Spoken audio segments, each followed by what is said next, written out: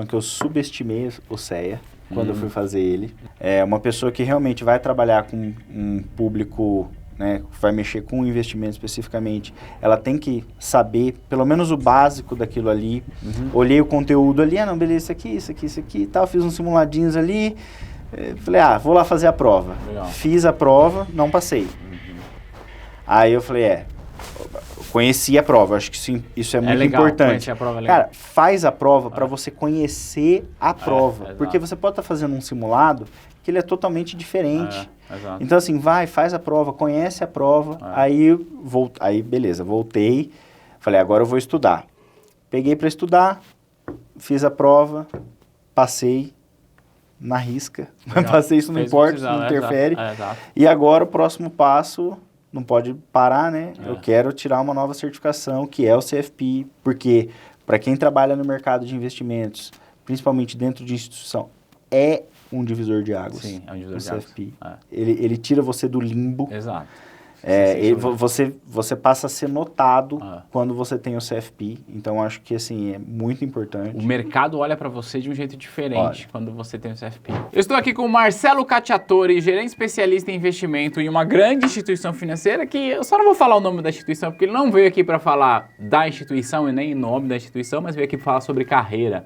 Como que ele fez para fazer uma transição da área de tecnologia para hoje trabalhar na maior agência desta instituição onde ele trabalha.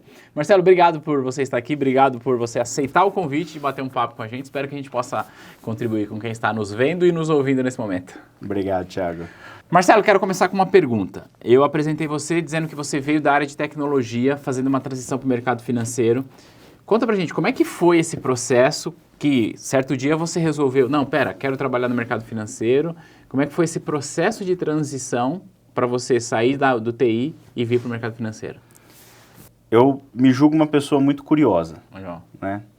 Acho que isso me ajudou muito em várias coisas que eu já fiz na minha vida. E por sempre gostar da área de tecnologia, ter iniciado o curso na área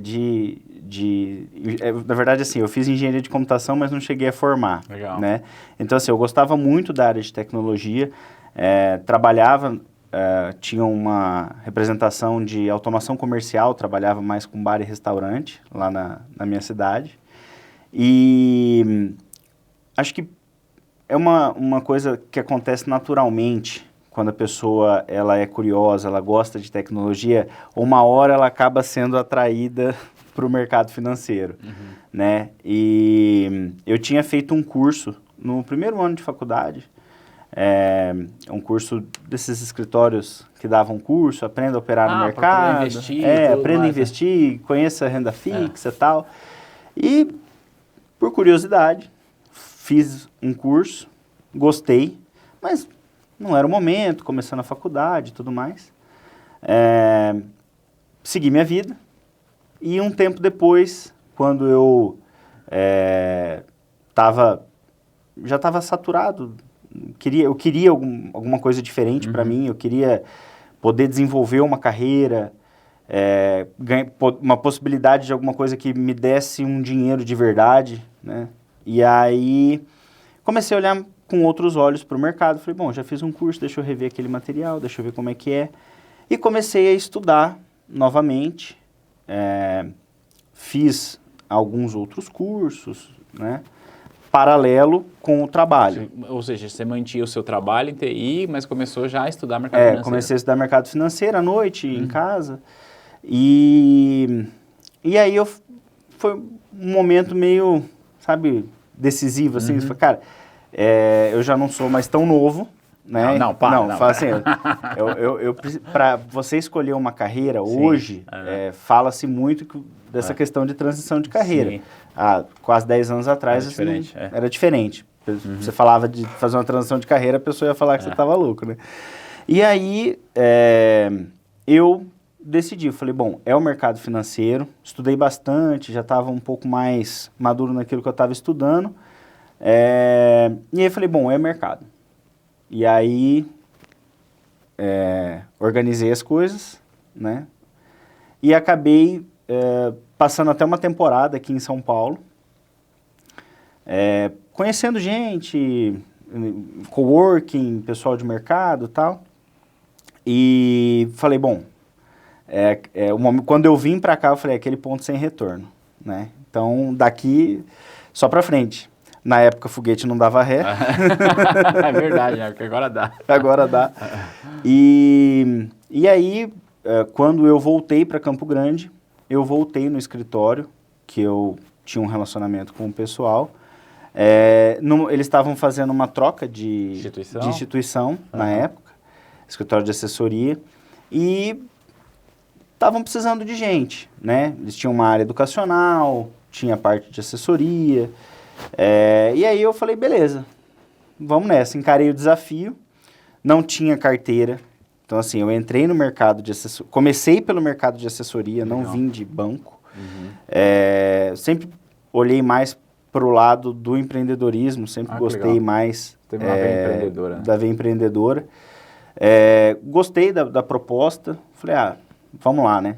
E aí é uma dificuldade, porque muita gente que estava entrando no mercado de assessoria estava voando na época, né? Que ano que era isso, Marcelo? 2019 ali, mais ou menos, pré-pandemia, bolsa, 2018 a bolsa deu 30%, todo mundo estava operando, então assim... Bateu em 2019, foi a primeira vez que bateu 100 mil. Então, assim, eu, nesse momento, falei, bom, beleza, tô dentro, né? O pessoal exigiu a certificação para que eu pudesse entrar. Na época Ancord. Na época Ancord. E eu lembro que foi um final de ano até, que eu, com viagem marcada e tudo mais, eu cheguei a família e falei assim, não vou viajar, vou ficar. Caramba! Vai ser bom, vou ficar sozinho, consigo estudar. E eu lembro que eu já tinha agendado a prova. E eu não tinha começado a estudar. E aí eu peguei ali uma semana intensa, acordava, e era estudo de manhã, tarde, à noite. Basicamente eu estudei uma semana, e depois fiquei a outra semana só fazendo simulado. Que é importante. Fiz a prova, no começo de janeiro entrei. Eu já estava atuando, mas assim, para poder aparecer seu nome ali vinculado, para você poder ter acesso aos sistemas, tem que estar com a certificação. Aí me certifiquei e entrei. Logo depois veio a pandemia. E aí...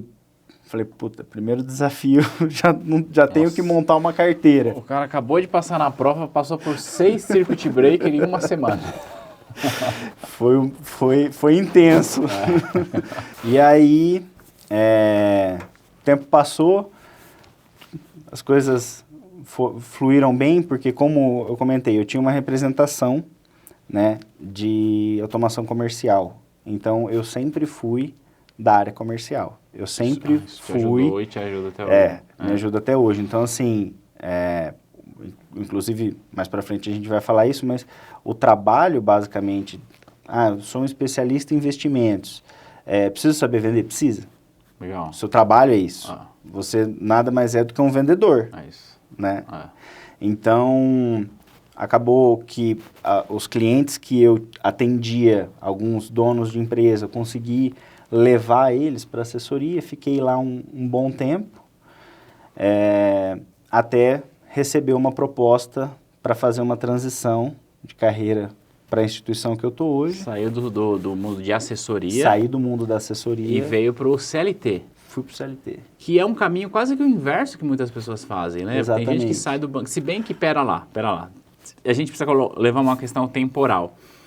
A gente citou aqui 2019, que foi quando você começou, certo? Certo. 2019, 20, 21, era mais ou menos isso que acontecia. A pessoa saía do CLT e ia para o mercado de assessoria, com bolsa bombando, etc e tal. Tem uma instituição famosa, que ficou famosa, inclusive, por trazer gerentes de bancos. Mas, de um tempo para cá, o movimento que a gente vê é o contrário. Tem muita gente saindo da assessoria e indo para os bancos, como foi o teu caso, né? Mas aí você chega no banco, é seu primeiro emprego no banco. No banco, exato. Tá, e aí posso falar para o pessoal como foi que a gente se conheceu ou não? Pode. Bom, eu não sei se você acompanha, mas a gente costuma fazer vídeos perguntando para as pessoas nas ruas o quanto elas conhecem de mercado financeiro, e aí o escritório da T2 fica na Avenida Paulista, o Marcelo estava passando por aqui, olhou, perguntei, e o vídeo dele, inclusive, é o mais visto na nossa rede social, no Instagram, desse tipo de pergunta. Põe só um trechinho na tela aí, editor. O que significa ITCMD? O ITCMD é o imposto de transferência, não, é o imposto de transmissão causa-mortes. Deu aula aqui, ó. Coloca o selo de especialista dele. Eu tenho ceia. Ah, que legal. Por que eu tô falando isso? Porque você veio para o banco por pouco tempo, mas muito rapidamente você já estava sendo reconhecido por resultados. Exatamente. Aí agora eu quero te perguntar o seguinte, o que de fato faz um especialista em investimentos no dia a dia? Você fica lá olhando para a tela, para gráfico, como que é isso?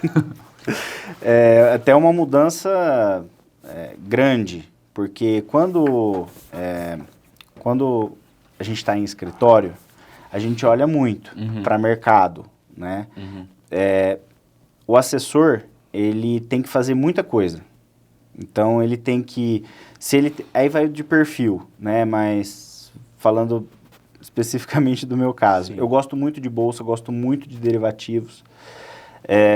Inclusive, no escritório que eu fazia parte, eu ajudei a montar a mesa de operações. Então, eu olhava gráfico o dia inteiro, ficava com as cotações, planilha. Então, eu ficava mais voltado para a parte de renda variável.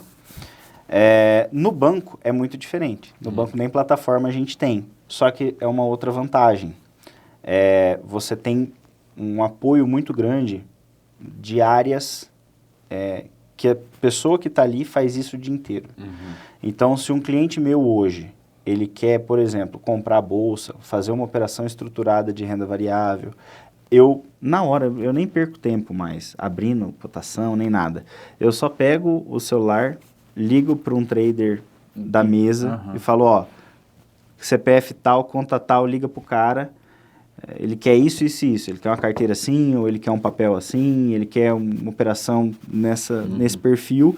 E aí o trader que vai operacionalizar, conversar, vender a operação para o cliente, negociar. Então, assim, qualquer coisa que um gerente vai negociar, ele tem áreas de apoio. E no escritório... quase... assim, se você não sabe fazer, você não vai oferecer. Né? Então, pode ser que outros escritórios, redes maiores de escritórios, tenham áreas dedicadas, né? Mas não é um caso que a gente vê assim, com muita frequência. Então, pode ser que algumas assessorias funcionem dessa maneira, mas a grande maioria é desse jeito. Se o assessor não sabe fazer, o produto não sai. Caramba. Né? Então, no dia a dia, o que a gente faz? É um trabalho de venda, que nem eu comentei. É um vendedor. Você tem que ligar para cliente, você tem que agendar a visita, você tem que pedir indicação, você tem que vender produto. Ah, que produto? Cada instituição tem um foco. Sim. Né? Mas hoje, a instituição que eu atuo é muito forte na parte de investimento. Então, assim, graças a Deus eu tenho bons produtos. Né? Então, quando eu pego uma carteira de outra instituição, eu consigo bater facilmente. Né, em termos de rentabilidade, expectativa do cliente, às vezes um cliente que... aí são casos específicos, né, mas às vezes um cliente ele tem um recurso, um evento de liquidez, ele está vendendo um imóvel, recebeu uma herança, exatamente. Ele fica, no primeiro momento, o que eu vou fazer com esse dinheiro? Aí é onde entra o trabalho de...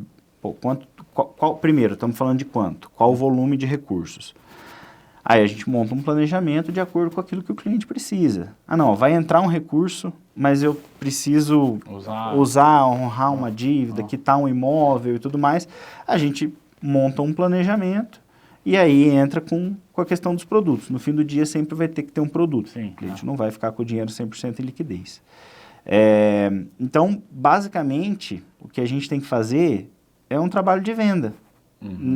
Um especialista em investimentos ou um vendedor de uma loja de varejo, eu não vejo muita diferença, assim. O pessoal até acha que, pô, vou trabalhar com investimentos, é um negócio glamour. Assim, até é legal, é muito gostoso trabalhar com isso. Mas tem um outro lado, é muita pressão, você tem que entregar metas de captação, de contas, enfim, o trabalho do dia a dia é pesado, né? A gente escuta muito mais não do que sim. Né? Aí você nunca vai conseguir agradar todo mundo.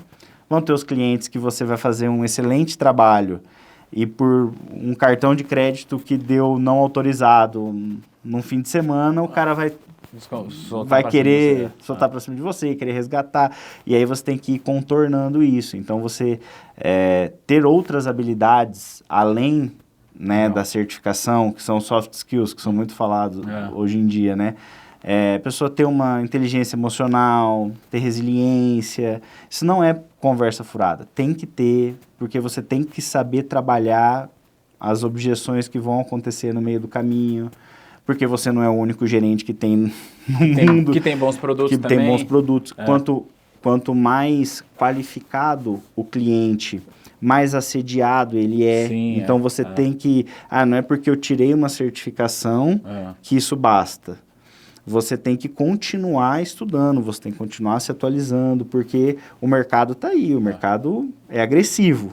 Então, o cliente vai conversar com outro gerente que vai tentar tomar conta de você. Então, é um jogo ali que diariamente é um grande desafio, mas é prazeroso. Você falou uma coisa interessante, que quanto mais qualificado é o cliente que você está atendendo, mais assediado ele será. Como que você olha para isso, no sentido assim, obviamente que não tem como você controlar, até porque você também está assediando clientes de outras instituições, né? Mas qual que seria a carta na manga que você utilizaria para tentar reter o máximo de cliente? Você acha que essa carta na manga de reter o máximo de cliente, ela é mais produto bom ou relacionamento bom? 100%, acho que se fosse múltipla escolha, eu marcaria relacionamento. Porque desde que eu entrei na assessoria, o que me fez conseguir captar clientes foi o meu relacionamento. Quando você capta uma conta, muitas vezes você está gerindo o patrimônio de uma vida do cliente. Né? Então, o cliente está confiando em você. Né? Ele não entende. Se ele entendesse, vocês iam ter uma conversa ali, discutir outras coisas. Não percentual de alocação, um produto, né, específico. Então, assim, quando você começa a atender um cliente, e é um cliente bem sofisticado, vamos falar assim, você fica com esse cliente por muitos anos. Né? E aí, tem ano que é bom, tem ano que não é tanto. E vou até usar, por exemplo, você. Você é meu cliente, Thiago. Pô, nós temos um relacionamento aí de 10 anos, 10 anos que eu te atendo, por exemplo. Esse ano a tua carteira deu 0,5% abaixo do que um cara que veio te abordar, tá tentando te oferecer. Você vai trocar um relacionamento de confiança, um relacionamento duradouro, por 0,5%? Não é a rentabilidade que leva embora, né? Então, Já que você falou, eu posso até compartilhar um case que aconteceu comigo, né, recentemente. Não porque eu seja tão sofisticado assim, mas é porque o fato de eu dar aula para muitos profissionais, acabam que muitos profissionais me procuram, Thiago, vem aqui, abre conta comigo e tal, enfim. Mas o fato é que eu tinha conta em uma instituição, investimentos em outra. E aí, uma ex-aluna muito querida e tal, veio para essa instituição, etc e tal, não sei o quê. Eu falei para ela assim, olha, eu até transfiro um pouco da minha custódia para você, mas eu não vou fazer isso sem antes falar com o meu assessor aqui dessa instituição, porque ele é um grande parceiro. E de fato isso aconteceu, assim, eu acabei... E assim, percebe, não foi por rentabilidade, foi por relacionamento, mas mesmo assim, eu respeitei o relacionamento que eu ainda tenho com esse outro profissional, e ele também tem uma boa e tal, mas eu acho que isso aqui responde um pouco sobre isso, né, de tipo, o relacionamento é que vai contar nessa história. E você conseguiu vindo para esse banco, trazer clientes que estavam contigo na assessoria, eles vieram contigo? Alguns? Como é que foi esse processo? Obviamente, você acaba tendo um relacionamento muito bom com alguns clientes do que com outros, né? Geralmente com quem mais utiliza os serviços ali. Então, um cliente que utiliza a instituição como principal, lá na minha cidade, o agro é muito forte. Né? Então, assim, às vezes o cliente vincula os recebimentos de entrega dos frigoríficos para pagarem no banco que você tá fazendo a gestão dos recursos ali. Então, é um cliente que você vai falar quase que diariamente, se não diariamente por um período. Então, esse pessoal que eu tenho mais relacionamento, eles vieram numa tacada, assim, né? E aí vem Family and Friends primeiro, né? Depois os clientes com mais relacionamento, e aí depois você tem a lista que você, pessoas às vezes que você atendeu no passado, você entra em contato para avisar que você está fazendo uma movimentação, e aí para quem é comercial, tudo é motivo, né? Você fala assim, bom, esse aqui eu não falo faz tempo, então para esse aqui eu vou ter que ligar falando que eu tô migrando. Esse aqui teve conta comigo no passado, então vou ligar para ele fazendo um convite porque eu tô na instituição nova. Então, a base de tudo, como sempre é relacionamento, você sabe como que é o cliente, você sabe do que ele gosta. Tem cliente que ele não gosta de ser contatado com frequência. Eu tenho um cliente, por exemplo, que virou o mês, eu tenho que mandar para ele no WhatsApp, em uma linha, sua carteira deu tantos %, você ganhou tantos mil-reais esse mês. Não quer relatório, não quer nada, entendeu? E tem cliente que se você não entrar em contato com frequência, explicar, a carteira está assim, a carteira vai sofrer agora porque a taxa de juros está subindo, você tem determinado ativo que sofre com esse movimento, mas lá na frente, né, o movimento contrário, né, funciona. Então, assim, você tem que entender como que é o cliente para ir tocando a carteira. Mas, assim, trouxe uma parte dos clientes e sigo trazendo. Legal. Né? Eu tenho um pipe relativamente grande de clientes para atuar, porque depois de um certo tempo na profissão, os clientes acabam que naturalmente lembrando de você para alguma coisa. Então, às vezes você nem precisa pedir indicação, o cliente te liga falando, te indiquei. Existem muitas situações que o cliente mesmo acaba te indicando e não falta cliente para você abordar. Isso que você está falando vai justamente ao encontro da ideia do relacionamento, né? E aí tem uma bola dividida no mercado financeiro, e aí eu sempre falo disso com muita maturidade, que é a questão do conflito de interesses, né? É óbvio que tem conflito de interesse no mercado financeiro e tem conflito de interesse em toda a indústria. A gente precisa ser honesto em relação a isso. E por que eu estou falando isso? Cara, você tem suas metas para bater. Como é que você faz para que o conflito de interesses, que é pertinente à nossa profissão, ele não atrapalhe esse relacionamento, assim? Quando você precisa, por exemplo, cumprir uma meta e aquele cliente tem um perfil, como é que você lida com isso? Como é isso no dia a dia? Se é que você pode falar sobre isso. Não, eu acho que isso acontece em qualquer lugar. Exato. Toda indústria tem isso. Não é isso, só banco. Você vai numa concessionária de veículo, é a mesma coisa. Você vai no Eu sempre uso como analogia, cara, você vai no shopping comprar uma roupa, você experimenta e pergunta para a vendedora, ficou bom? O que você acha que ela vai te responder? É isso, tem toda a indústria. Né? Eu uso uma analogia disso aí com clientes que compram imóveis, né? Não, porque eu vou comprar um imóvel porque ele vai me dar tantos % de rentabilidade. Aí eu falo assim, tá, peraí, você vai comprar um imóvel de uma construtora. A construtora é uma empresa. A empresa vive de lucro. Aí a construtora, ela é filântropa. Filântropa. Peraí, deixa eu falar. Fala de novo. Acontece muito quando um cliente vai fazer um resgate para comprar um imóvel, por exemplo. Aí o cliente chega para mim e fala, não, vou comprar um imóvel porque ele vai me dar tanto por cento de rentabilidade, que não sei o que. Né? Aí eu pergunto, tá, mas peraí, você está comprando um imóvel de uma construtora. Uma construtora é uma empresa vive de lucro, então você está falando para mim que a construtora vai deixar de ganhar dinheiro para você ganhar. Né? A conta não fecha. A conta não fecha, mas enfim, muitas vezes a conta não fecha, mas né, o cliente... acaba sendo iludido. A questão do relacionamento. Ele tem um relacionamento comigo também e ele com o corretor, também um relacionamento com o corretor. Aí, né, obviamente, acontece, o cliente resgata, enfim. Mas também o verdadeiro, quando ele tem um relacionamento com o corretor e o corretor vende o imóvel, o recurso entra para a gente. Exato, então, você não pode ficar também assim. Exato. Né?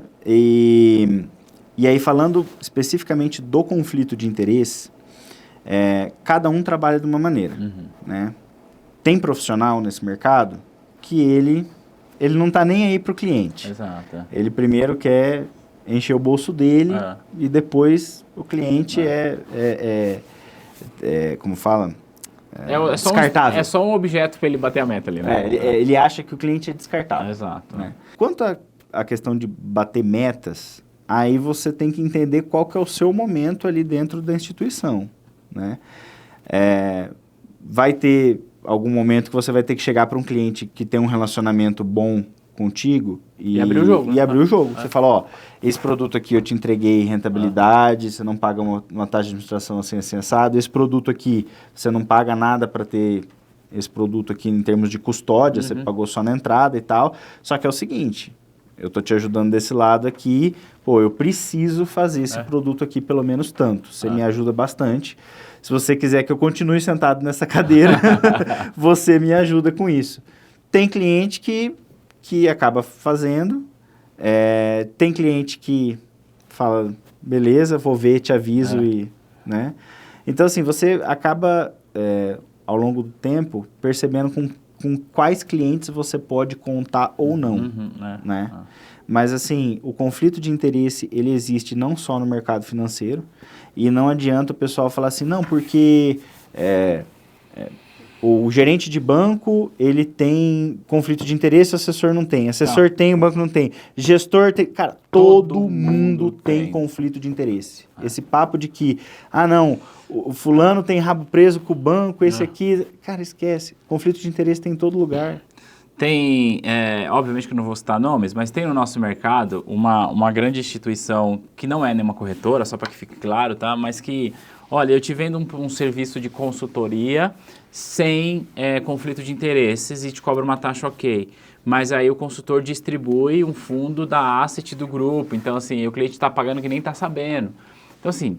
Mais uma vez, conflito de interesse, é bom que fique claro, existe em toda a indústria, toda relação comercial. Quando eu falo para você que está aqui me vendo, comprar um curso da T2, eu falo isso porque eu acredito que o curso vai te ajudar, mas será que é isso mesmo? E se é só porque eu quero vender o curso? Sacou? Então, existe em todo lugar, obviamente que a gente não faz isso, mas é para a gente lidar com esse assunto com maturidade, como adultos. Toda a indústria tem conflito de interesse. A gente vai num médico, ele receita alguma coisa pra gente, fala assim, tem uma farmácia aqui, aí você fica com dúvida. Um laboratório, determinado laboratório é melhor do que... Aí você fica com dúvida se você realmente precisa, mas o fato é, se a gente lidar com isso, com a maturidade que o assunto requer e com naturalidade, fica mais tranquilo. E assim, em algumas situações eu preciso falar para o cliente, eu te ajudo, você me ajuda, aí tá tudo certo. Mas eu só trouxe esse debate à mesa para que a gente pare de ficar porque tem... Não, como você falou, tem conflito na assessoria, na consultoria, no gerente de banco, na asset, na distribuição, em todo lugar. A questão é como a gente lida com isso, então parabéns pela postura, inclusive, de quando é necessário, abre o jogo com o cliente e tá tudo certo, né? Tem um outro ponto no mercado que é importante a gente comentar, que é o seguinte, não tem almoço grátis. Exato. Não existe almoço grátis. E assim, eu falo para os clientes que o único almoço grátis que tem é a diversificação. Acabou. Esse é o único almoço grátis que você vai ter no mercado. Mas essa questão de uma corretora oferecer um produto zero, por exemplo, corretagem. Tá, a corretagem ela é gratuita. Mas e quais os outros produtos que tem ali que você vai pagar sem perceber que está pagando e vai dar mais dinheiro do que a corretagem. Exato. Então tem que tomar cuidado quando o que está te atraindo é um custo zero. Porque, psicologicamente falando, os clientes eles preferem ter um custo embutido e não ver que estão pagando do que aparecer lá, ó, você tem que pagar tanto, às vezes é até mais barato, mas você tem que pagar tanto. Mas peraí, por que eu tenho que pagar? Então, essa questão da corretagem zero, ou de alguns outros produtos zero, tem que tomar cuidado com isso. Eu acho que você falou uma coisa importante, não existe almoço de graça, né? E aí, a gente tem uma frase que complementa isso, né? Se você não está pagando pelo produto que você está usando, provavelmente o produto é você. Marcelo, me fala sobre a certificação CEA. Como é que foi esse processo? Quanto que ela ajuda você no dia a dia? O quanto você usa o que você aprendeu na certificação no seu dia a dia? Eu vou começar respondendo essa pergunta falando que eu subestimei o CEA quando eu fui fazer ele. Porque eu já tinha Ancor, o conteúdo é similar, semelhante, só que as provas são muito diferentes. A CEA tem um nível um pouco maior de profundidade ali, mas realmente não dá para você subestimar, não. É uma pessoa que realmente vai trabalhar com um público, né, vai mexer com investimento especificamente, ela tem que saber pelo menos o básico daquilo ali para não ser um assunto que ela nunca viu e tal. Mas no meu caso, como eu já estava na assessoria, né, e precisei tirar o CEA para poder entrar na instituição, eu tive que parar um tempo ali e estudar de novo. Igual você fez no Ancor, meio que dedicar ali um tempo. Mas assim, a Ancor foi, eu acho que assim, eu tive que me dedicar mais, porque muita coisa ali era nova.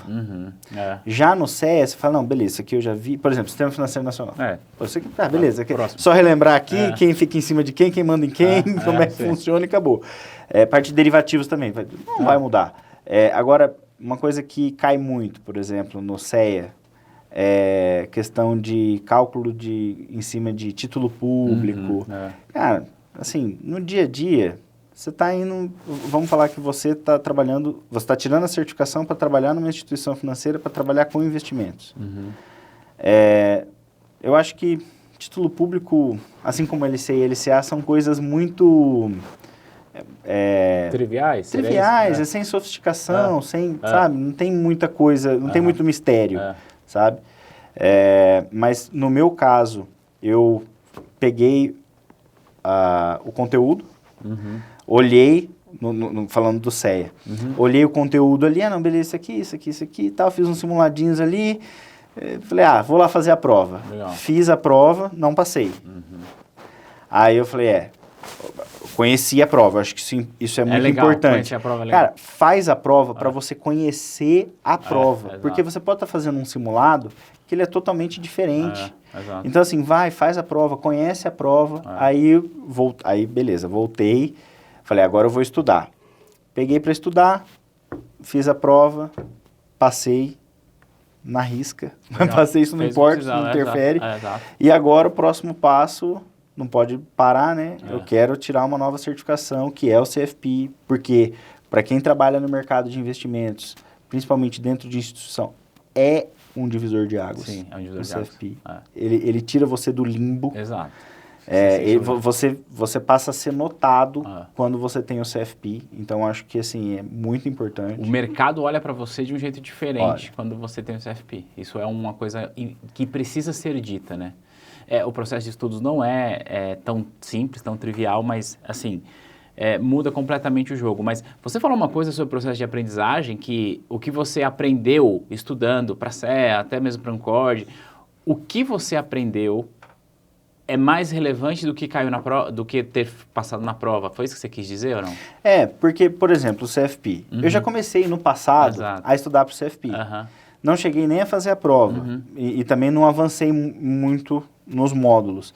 Mas, assim, aquilo que você está vendo, que você está estudando, você consegue aplicar no teu dia a dia, porque faz parte do teu dia a dia. Então, sempre agrega, né? Então, assim, vamos supor, vamos dar um exemplo de uma pessoa que está numa instituição, precisa se certificar, pô, aquilo vai te ajudar, é benéfico para você. Primeiro porque, se a instituição está te pedindo, você tem que tirar, Exato. é uma obrigação sua. E da mesma maneira, pô, você vai agregar conhecimento, sabe? Eu acho que assim, as pessoas, elas perderam um pouco disso, mas assim, de querer aprender, né? Que eu comentei no começo, eu sou muito curioso.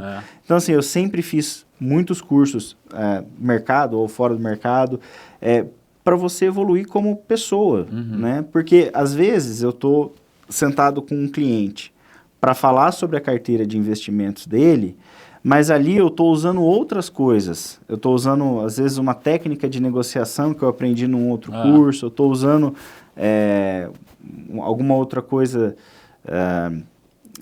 Eu gosto muito do Dale Carnegie. Né? Sim. E aí ele fala, tem vários princípios, né, no livro do Dale, no treinamento, que fala sobre você ouvir atentamente, né, sobre você sorrir, algumas coisas que parecem ser simples, mas que às vezes elas são fatores que vão somando para você conseguir fechar um negócio, abrir uma conta, conseguir uma indicação. Não, deixa eu te dar um spoiler aqui. Não fazendo referência ao Dale Carnegie, mas a partir de 2026, no CFP, no módulo 1, vai ter já tem, né? Inclusive o nosso já está pronto.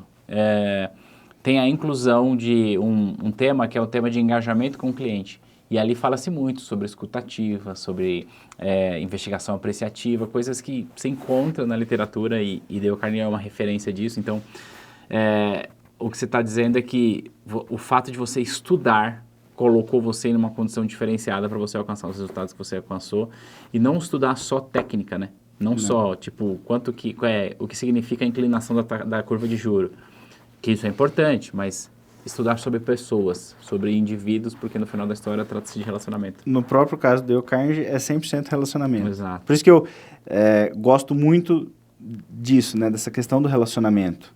Porque, às vezes, você pode estar falando com um cliente que ele, às vezes, não vai ser um cliente qualificado, que eu falo assim, para a instituição. Né? Ele não vai cumprir os requisitos que a instituição busca num cliente. Mas se você tiver um bom relacionamento com esse cara, ele pode te indicar essa pessoa. Exato. Então, o relacionamento, ele é primordial nessa jornada. E conta pra gente, Marcelo, para quem está assistindo a gente ou ouvindo a gente nesse momento, que pensa em fazer uma transição ou iniciar no mercado financeiro.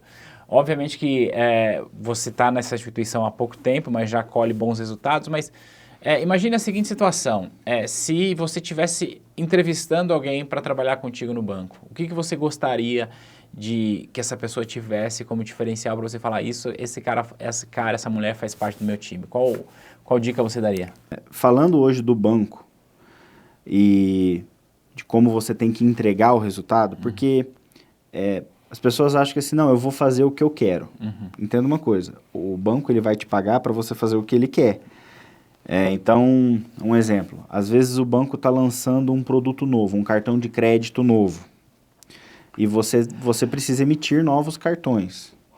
Não adianta você ficar olhando para uma outra coisa, para um outro produto, ou ignorar isso, porque ele quer que você desempenhe um resultado específico naquilo ali. E por tudo que eu já comentei, questão da pressão, né, dos resultados e tudo mais, a pessoa tem que ter muita resiliência. Então, quando eu era do escritório, por um período eu entrevistava, buscava, fiquei com essa parte da expansão, ficava buscando novos assessores e tal. E o que acontece? Eu gosto de perguntar para a pessoa assim, tá, você olha no currículo, fez isso, fez aquilo. Se tem uma coisa, se a pessoa ficou muito tempo numa empresa, ou se ela fez uma transição, entender como é que foi o processo, para entender qual que é a resiliência dela, para entender se a pessoa aguenta o tranco mesmo. Porque não é fácil, né? Não é fácil. Mas tem gente que às vezes entra no banco ou vai buscar um emprego na área financeira só para, não, vou entrar aqui para pagar umas contas e tudo mais. E não é assim. Banco tem muita oportunidade. Até para, não sou tão comercial, sou mais técnico. Tem espaço para você. Né? Eu sou mais comercial. Pô, vai ter muito espaço para você, porque é o que o banco procura. Quando você comentou no começo que você saiu de um escritório para virar CLT. Realmente, foi uma decisão que não foi fácil. Mas o que eu enxergo? Carreira. Por que eu topei descer uma cadeira, né? Voltar para captação? Por que eu falo descer uma cadeira? Porque eu já não estava fazendo captação, eu estava mais na parte ali gerencial do negócio. Porque eu falei assim, bom, se eu for para uma agência e começar, né, montar uma carteira de novo, eu posso subir na instituição. Então, em todas as entrevistas que eu participei para entrar, eu falei, eu estou indo por uma questão de carreira, porque eu queria estar numa instituição que eu pudesse verticalizar. Então, a pessoa tem que entender o que ela quer. Né? Uma pergunta que me fizeram na minha entrevista, onde você vai estar daqui 10 anos? Eu falei, pode ser que eu não esteja no banco, mas eu vou estar no mercado financeiro. Posso estar numa asset, posso estar em outra instituição, mas eu vou estar no mercado, porque é o que eu sinto prazer em fazer. Eu faço, não é simplesmente um emprego, é algo que eu escolhi para minha vida. Legal. Entendeu? Você falou uma coisa muito legal, vou até pegar aqui, que a proposta já está até separado um presente para você, que é o meu livro, cujo título é Sua Carreira é Maior do que o Seu Emprego. Que a gente fala sobre isso. É claro que a gente precisa valorizar o nosso emprego, porque no final porque no final das contas, é do emprego que a gente paga as nossas contas e o emprego às vezes proporciona com que a gente possa crescer pessoalmente, financeiramente, intelectualmente. Mas você falou uma coisa muito legal na entrevista, né? Eu posso não estar no banco, mas eu vou estar no mercado financeiro, porque é a minha carreira. Eu acho que essa é uma visão que eu gosto muito de propagar, então parabéns por isso. Então, se você fosse contratar alguém, você estaria contratando alguém que está olhando para o longo prazo e gerir a própria carreira independente do emprego, é isso? Exatamente. Muito bem. Ó, esse aqui é para você. Aliás, esse aqui é para Dona Valquíria. Aliás, Dona Valquíria, se a senhora estiver nos vendo, não sei se nem posso chamar ela de Dona Valquíria, mas um grande beijo vai chegar aí para você. É Campo Grande? Campo Grande. Campo Grande. Aqui eu vou assinar, tá? Marcelo, conta pra gente, pra quem tá ouvindo a gente, está nos vendo, como é que interage com você, se quiser bater um papo, pra você falar um pouco mais sobre a trajetória, dar alguma dica, qual que é a sua rede social que você mais usa? Eu tenho um perfil no Instagram que é só pra postar coisas de investimento, dia a dia, que é Marcelo Cacciatori. Legal. .invest. O Cacciatori é com 2 Cs, C-A-C-C-I-A-T-O-R-I. E pode me chamar lá, né? Por conta do dia a dia, às vezes eu não respondo ali na hora, mas quando teve o vídeo lá na Paulista, muita gente veio falar comigo. Que legal, cara. E eu respondi todo mundo, o pessoal falando que, pô, vou fazer a prova dia tal, pode me cobrar. Não cobrei, mas, Sim, mas assim, foi bem legal. O pessoal abraçou, assim, veio mandar mensagem. E assim, o pessoal fala, um dia eu vou chegar aí. Gente, eu sou um bebê, eu tô engatinhando nesse mercado ainda. E detalhe importante, né? Que você não tá em São Paulo, cara. E você tem uma carreira rápida, e a carreira que cresceu rápido, não está em São Paulo. Então, fica aqui como dica para quem está nos vendo, que assim, dá para você fazer carreira no mercado financeiro em qualquer lugar do Brasil. Assim, existe mercado fora de São Paulo. E, assim, um mercado muito grande. Tudo bem que aqui as coisas vão estar concentradas aqui. Sim. Mas em todos os lugares você tem gente fazendo negócio, vendendo... um estado, por exemplo, que nem o meu, que é mais agro. O pessoal está vendendo fazenda, está vendendo imóvel. Um estado que está em pleno desenvolvimento. Pô... O pessoal tá fazendo negócio, o dinheiro está circulando e se tem dinheiro, tem oportunidade. Né? Então, é engraçado porque às vezes as pessoas acham também que, eu preciso ir para uma capital para trabalhar na capital, porque na capital vai ter mais dinheiro. Existem cidades do interior que são muito boas, que circula muito dinheiro. Então, tudo bem, existem cidades que são muito pequenas, mas na grande maioria das vezes você vai ter uma oportunidade onde você está. E tem um ponto que é bom falar, né? Sim, é verdade, na capital tem mais dinheiro, mas na capital tem mais concorrência. Exatamente. Marcelo, mais uma vez, obrigado para você que está aqui nos vendo. Vai lá no Insta do Marcelo, dá um salve nele e espero que você desenvolva a sua carreira tão rapidamente quanto a dele. E lembrando que você pode comprar o meu livro que está à venda na Amazon, entregue em todo o Brasil, para falar sobre gestão de carreira. Um grande abraço. Tchau, tchau.